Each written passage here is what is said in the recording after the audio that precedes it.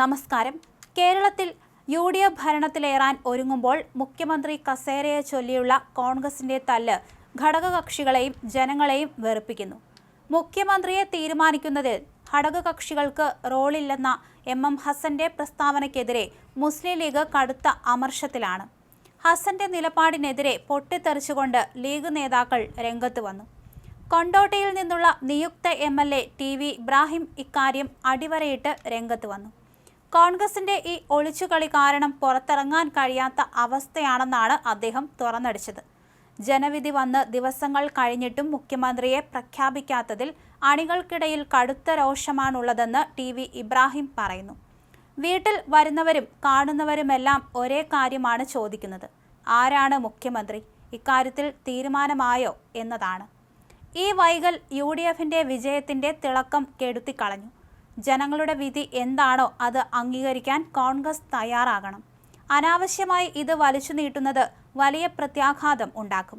TV Ibrahim വ്യക്തമാക്കുന്നു. High command എടുക്കുന്ന തീരുമാനം ജനഹിതത്തിന് എതിരാകരുതെന്ന് അദ്ദേഹം പ്രത്യേകം ഓർമ്മിപ്പിച്ചു. 1996-ൽ CPM EK നായനാരെ മുഖ്യമന്ത്രിയാക്കിയ സംഭവം സൂചിപ്പിച്ചുകൊണ്ട് അത്തരത്തിൽ ജനങ്ങൾ ആഗ്രഹിക്കാത്ത ഒരാളെ കെട്ടിയിറക്കരുതെന്ന് അദ്ദേഹം പരോക്ഷമായി ആവശ്യപ്പെട്ടു. സതീശന് വേണ്ടി ലീഗ് അണികൾ നടത്തുന്ന സമ്മർദ്ദം ശക്തമാകുമ്പോഴാണ് MM ഹസൻ ലീഗിന് റോളില്ല എന്ന നിലപാടെടുത്തത്. ഹസന്റേത് വെറും സാങ്കേതിക ഭാഷ മാത്രമാണെന്നും ലീഗിന്റെ അഭിപ്രായം തേടിയാൽ കൃത്യമായി പറയുമെന്നും ഇബ്രാഹിം വ്യക്തമാക്കി. ലീഗിന് അർഹമായ പരിഗണന കിട്ടില്ലെന്ന തോന്നൽ ഉണ്ടായതുകൊണ്ടാണ് MLA മാർ പരസ്യമായി രംഗത്തെത്തുന്നത്. ലീഗിന് റോളില്ലാത്ത അവസ്ഥയിലേക്ക് പോകുമെന്ന് തോന്നുന്നില്ല. ഞങ്ങളുടെ അഭിപ്രായം പരിഗണിച്ചേ മതിയാകൂ. UDF പ്രവർത്തകർക്ക് പുറത്തിറങ്ങാൻ കഴിയാത്ത സാഹചര്യമാണ് കോൺഗ്രസ് ഉണ്ടാക്കിയിരിക്കുന്നത്, ഇബ്രാഹിം പറഞ്ഞു. ഹസന്റെ പ്രസ്താവന ലീഗ് കോട്ടകളിൽ വലിയ പ്രതിഷേധത്തിന് കാരണമായിട്ടുണ്ട്.